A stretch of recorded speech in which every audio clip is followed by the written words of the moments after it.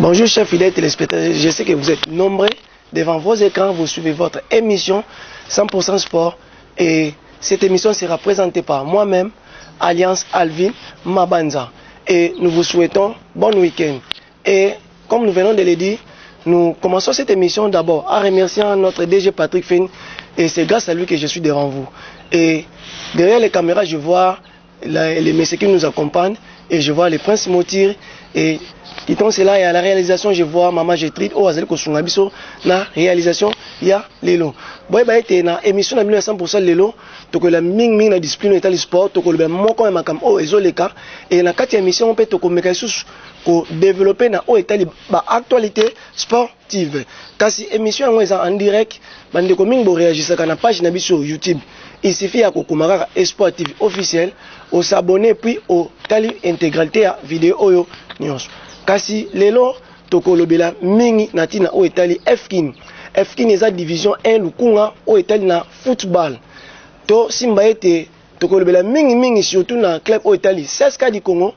Boyba ete CSKA du Congo ezali club o ezalaka dirigé par le président Kennedy Kataskiala. O azali président moko azali ko encadrer jeunesse surtout ozali komona ete lelo jeunesse eza bafoué mais grâce à son équipe cercle sportif du Congo de Katasi o ezo aider ba jeune kasi toujours na cadre kaka ya préparation ya championnat to ba ete CSKA du Congo a utaki kobeta moi ba match amico na o etali ba préparation ya championnat a utaki kobeta match na moko na terrain ya na terrain ya Vita Club o eza na terrain ya Kimondo. Match wana ezaki match amical toujours na préparation à championnat. Ce qui naza d'accord na régie akoko sunga biso na extrait ya match ya CSKA du Congo na AS Vita Club.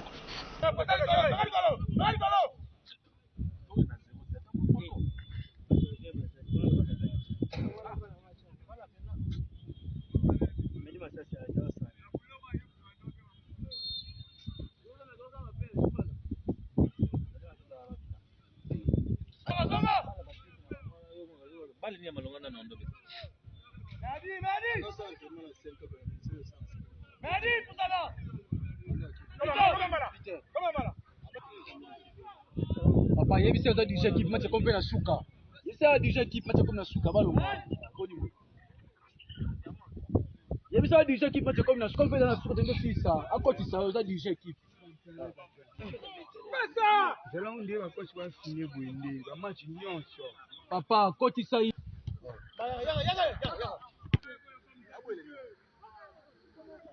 Auna peke kaki le terme. Jouez! Computer ngai. Merdi! C'est bon, Merdi! Ah! Yamona Poussa!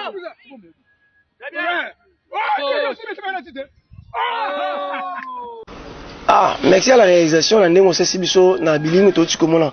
Tomoni entre confrontation ya AS Vita Club na équipe ya CSKA du Congo tomoni ete malheureusement ne balobaka mukolo zalaka mukolo tomoni CSKA du Congo malgré ba effort nyonso ya génération na équipe na CSKA du Congo eba kopola par 3-1 ba supporter ba mbote na mine siko bozali bo soutenir équipe na bino ba ebi ete nzoko ezalaka nyama munene me balia yango mutu moko te tomoni ete CSKA du Congo azali kosala ba effort ya makasi alors bino mpe bo soutenir président na bino Kennedy Katasi parce que toyebi ete équipe esimbama mimi na ba supporter na sepelaka mingi ntongo boyaka na stade ntongo bokenda kotala ba match na bino ba terrain no nde bokumisaka équipe na bino ntongo bozosala bongo boza mpe koencourager président Kennedy Katasi ayeba lisusu korenforcer lisusu capacité ya équipe na ye kasi na ba match mikolo nyonso tu CSKA du Congo abetaki résultat ezali nini. Bosimba ete CSKA du Congo abandaki première journée na équipe ya les croyants, l'équipe ya les croyants ezaka dirigé par le président Papi Tamba et boyeba ete CSKA du Congo oya Kennedy Kataskiala na secrétaire na Bigo Zapatero chef éternel baganyaki par 2-0 et boyeba ete le premier but a été marqué par le joueur Munanika Johnny oachaki bina toute première minute après avoir défenseur attaqué ballon, Johnny a récupéré le ballon et puis Isaki frappe oyo et kotsaki biwana tomoni ete même président Kennedy kota azalaki atelemaki mama muyaki mame vesto à l'attaque wana et à la deuxième mi-temps toyaki komona na deuxième période et jouer epone oyo ko marquer deuxième but yango nde esukisaki match wana Kaswana ezaki première journée, tout le monde était 16K du Congo, vu qu'il a préparé qui malam a gagné par 2-0. Et à la deuxième journée, moi-même j'étais présent dans le terrain Ipen, tu as été 16K après avoir été mené. 2 fois à la reprise, tu as été sous un match, 16K a été remporté par 3-2. Comme j'étais là présent, moi, je vais permettre Bino, tu as été premier bio à Renaissance, il y a 16K du Congo et Kotaki. Ceux qui régissent après, à quoi que surtout la première bille à 16K du Congo contre l'équipe, il y a FC Kassi.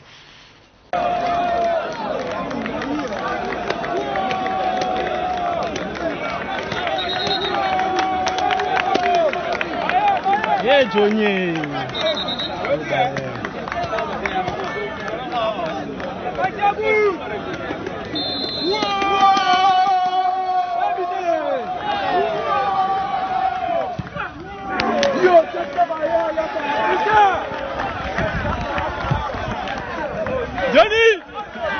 Johnny.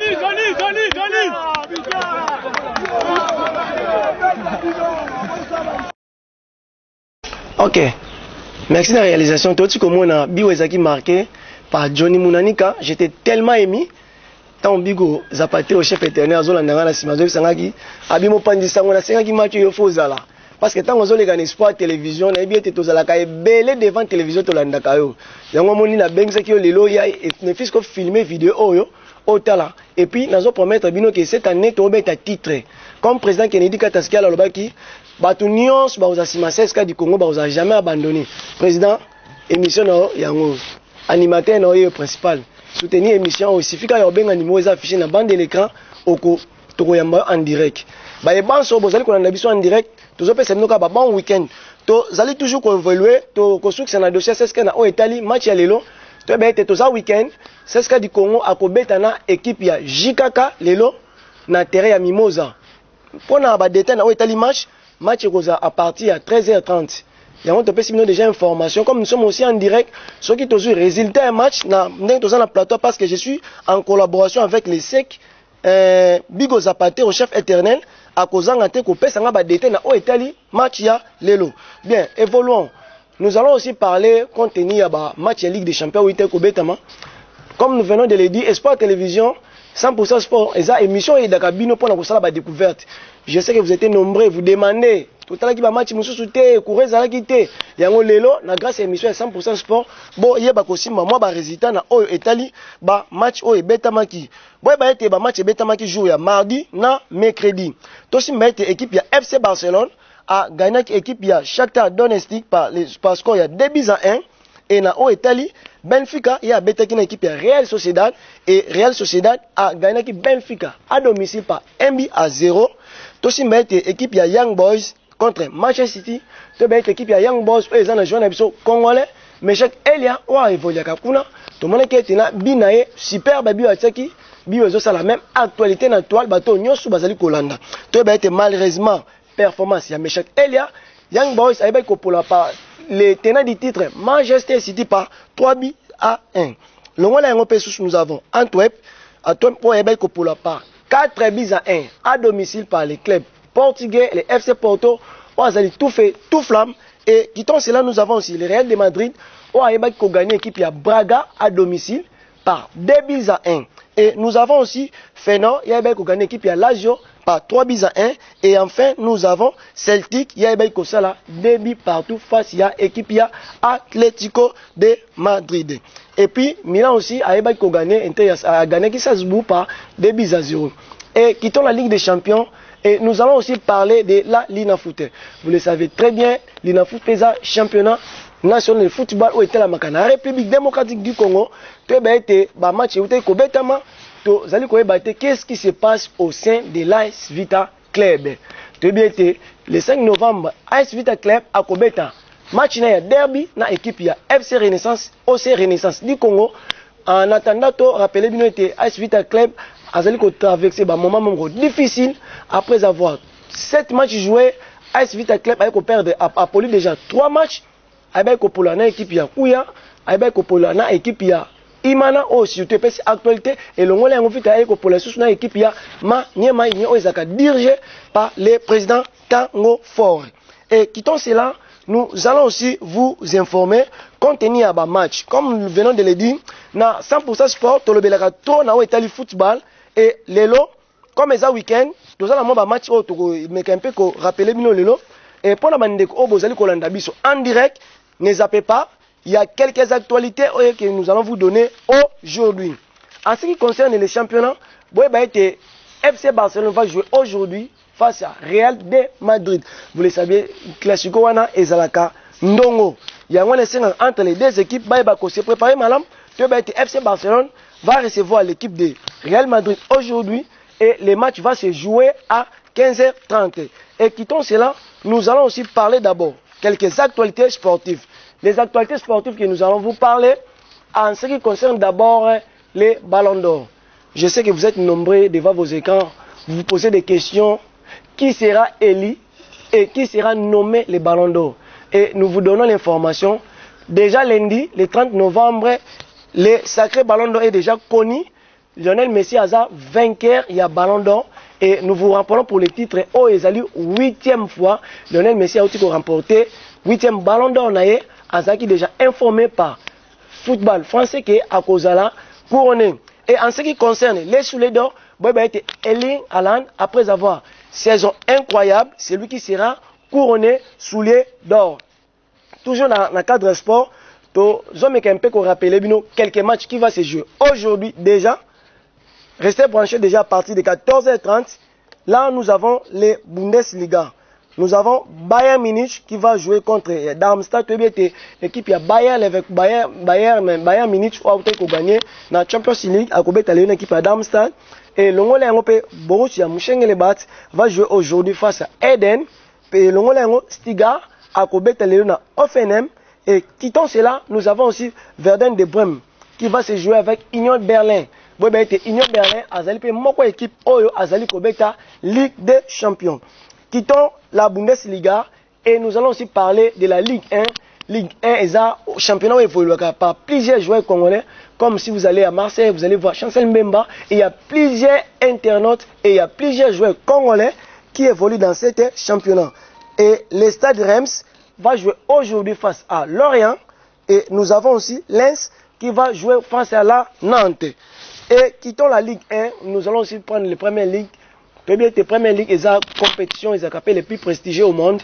Et là, nous allons voir les matchs qui vont se poser aujourd'hui entre Chelsea, vice Brentford, et Arsenal qui va se jouer face à Sheffield, et Wolverhampton qui va jouer face à Newcastle. Newcastle, après avoir fait ça, saison magnifique. Newcastle a été pour la équipe de Borussia Dortmund en Ligue des Champions par 1-1 à domicile. Et quittons Première Ligue, nous allons aussi prendre la Série A. La Série A, nous avons des équipes telles que Sassuolo qui va jouer aujourd'hui face à l'équipe de Bologna. Et nous avons aussi l'essai qui va jouer contre Torino. Et nous avons aussi la Juventus qui va jouer face à Hellas Verona. Et quittons ça, nous avons maintenant la Liga. La Liga, comme nous venons de rappeler, les matchs qui vont se jouer aujourd'hui, nous avons Almeria vice Las Palmas et Classico qui va se jouer à 15h15 entre Barcelone et Real de Madrid. Et nous avons aussi Mallorca qui va jouer face à Getafe. Et quittant cela, nous allons aussi vous rappeler quelques matchs qui se jouaient au cours de Europa League. L'équipe de Marseille a gagné par score de 3-1 et il a permis à l'équipe de Marseille a relancé dans l'Italie compétition Europa League. Toujours quand la classe contre le bas qui était Liga les 11e journée match na Olympique Louise Compagnie. Tout stade Camp Nou ils ont toujours arrêté suite à travaux. Yango c'était match wana et ko betama na stade wana. Toujours quand na Italie actualité Crystal Palace a remporté 2 matchs sur les 15 derby londoniens en Première Ligue. A sali 5-0, 8 défaites. Tu as équipe à Crystal Palace, où il y a déjà vers la relégation. Tout ça, même chose où ils ont se passé dans Ligue 1. Tu as Lyon, Azaki parmi les 3 premiers clubs, où Azaki côté na podium, mais tout Simbalelo, Lyon, Azali Kokeni na relégation. Après avoir combattu un nombre de matchs, tu as Lyon, Azan a 2 points sur 9 matchs joués. Apoli 5 matchs et Asali 2 défaites. Donc il a seulement 2 points. Et quittons cela, nous allons aussi parler concernant ce qui se passe dans les réseaux sociaux, à ce qui concerne les matchs qui vont se jouer. Bon, il y a légendaire, il y a Barcelone. Et ça déjà pour parler, déjà sur les tables, il y a légendaire FC Barcelone, des joueurs tels que Ronaldinho, Puyol et autres vont jouer face aux légendes congolaises. Et ce match sera ici au 12 novembre. Si tout va bien, vous aurez tous les détails dans notre toujours édition. Nous allons aussi vous rappeler quelques matchs. Et vous aussi, ceux qui sont nombreux, je sais que vous êtes déjà en direct, s'abonner sur notre chaîne. Si vous voulez suivre cette émission dans l'intégralité, il suffit d'aller dans notre chaîne, taper seulement Espoir Télévision et vous aurez tous les matchs en direct. Quittons cela, nous allons aussi parler concernant ce qui se passe parce que ils ont les gamins une actualité. Toyo qui déjà une actualité, comme copie ça information que je vous rappelle déjà cette information est faux, archi faux, que Argentine a causé la ravi titre il y a Coupe du Monde contenu à dopage il y a Papou Gomez. Bon bah été information sur les alliés qui circulent dans les réseaux sociaux et ça il y a Lukuta bon bah été à base équipe il y a Argentine Azalika qui a toujours tenant du titre. Et nous vous rappelons aussi concernant quelques matchs qui vont se jouer encore toujours aujourd'hui. Bon bah été toujours déjà information. Tu vas être les croyants à Kobeta na Ngongaya 15h30 match Kobeta na Stadia Ipen. Et le moment où nous avons aussi une actualité qu'on vient de nous relancer ici. Il y a plusieurs personnes qui se posent les matchs de Classico se jouent sur quelle chaîne. Bon bah été match il y a Classico et ça toujours kaka na match à Canal Plus et puis ces matchs là ça va se jouer na Canal Plus 3. Toujours en ce qui concerne l'actualité.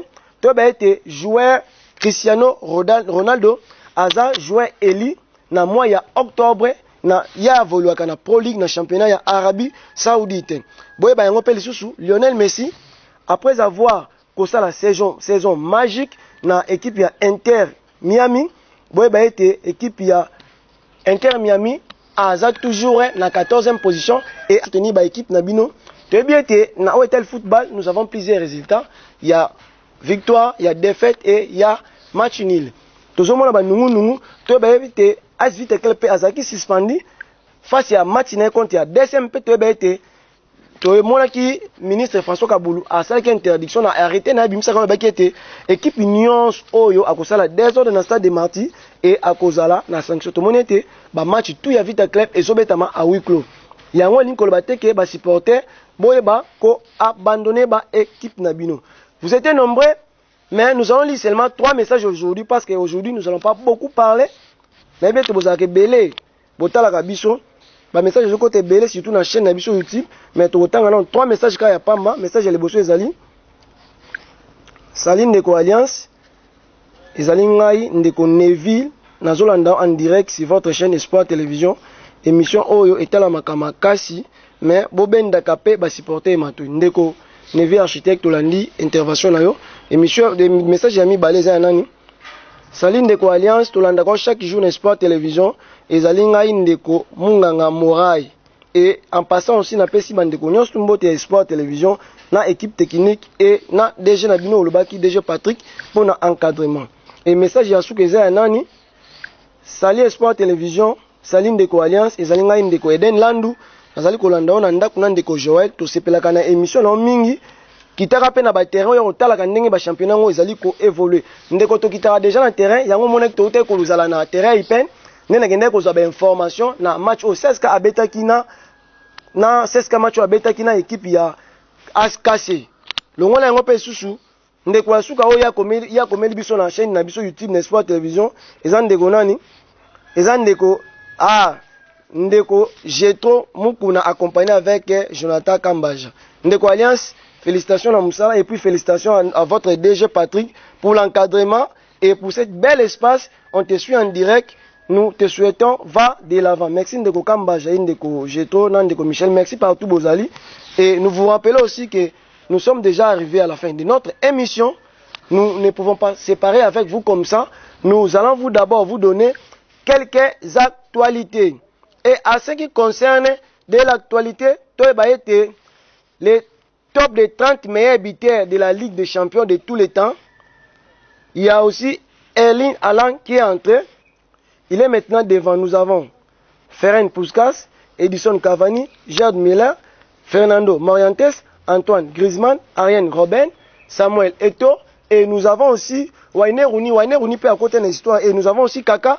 Et nous avons aussi Francesco Ghetto. On a toujours qu'un Italie, actualité. Et une autre actualité, dans le classement FIFA, Argentine a commis en tête premier dans le classement FIFA.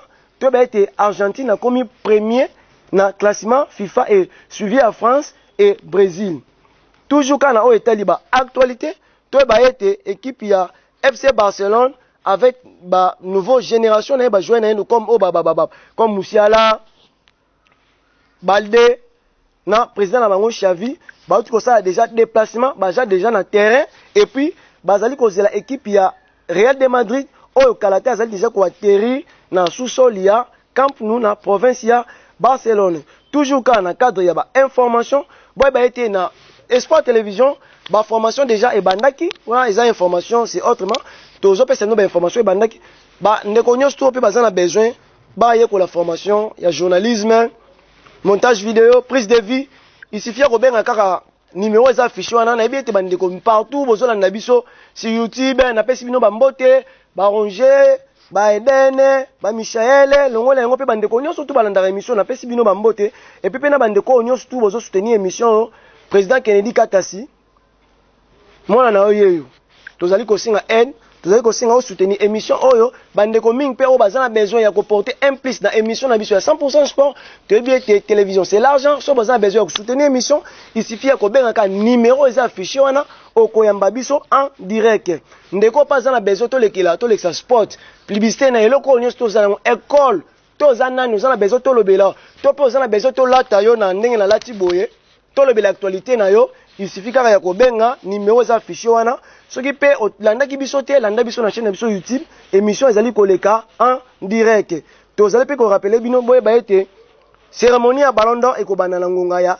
18h30 na France to pesa ki bino déjà mutu aza favori c'est Lionel Messi qui est favori pour le 8e Ballon d'Or to ba été après avoir quelque chose où était koleka mais tout le monde était Lionel Messi déjà a outi ko remporter 8e Ballon d'Or naï. Nous avons payé sous il y a un ami Alain Goimangoba les maîtres avocats ouais comme là qui biso était ndeko alliance émission na yo nazola nango chaque temps nazo partager yango ndeko Alain Mangoba na bien to partager émission Philippe Wata HP Ngombe bo partager émission na bino et pourquoi pas aussi à mon ami Jima Changila le pétrochimie et vous tous sur bozola biso en direct comme nous avons dit nous sommes arrivés à la fin de notre émission si vous avez aimé cette émission. Si vous voulez aussi, rejoignez-nous dans cette plateau. Si vous posez un besoin de la plateau, na biso Sport Télévision, benga numéro est affiché. Toko yambayo, oko le kana plateau na biso, oko le bla activité non, oko le bala nyonso o Italie makamlo. Si vous posez muto za na besoin to le bela yo, benga ka numéro est affiché. Bozaki belé bozaki kolanda ngai, nako si émission jamais, na pesa pe base na ngamoto botala ngai. Ingénieur Changila imonga na pesa moto koto zali bigo zapatero, secrétaire à CSK, musala malam na bien telelo, jikaka oza 3 bords.